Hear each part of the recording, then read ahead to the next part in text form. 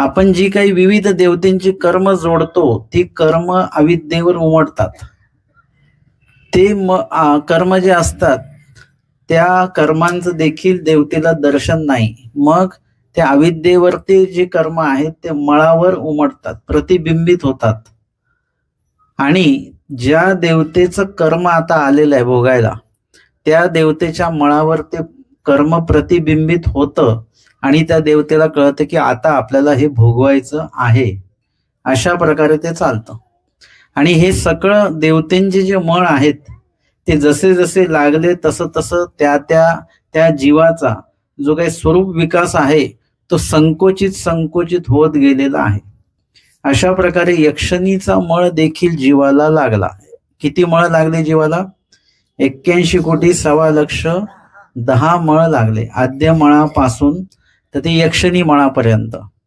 आणि आता हे मळ पण देखील आपल्याला नासायचे आहेत. मग ते नासतात कधी? कायमस्वरूपी जे नासणे आहेत, एरवी प्रतिसंहारी ते मळ नासल्या जातात आणि परत लागतात, नासतात परत लागतात.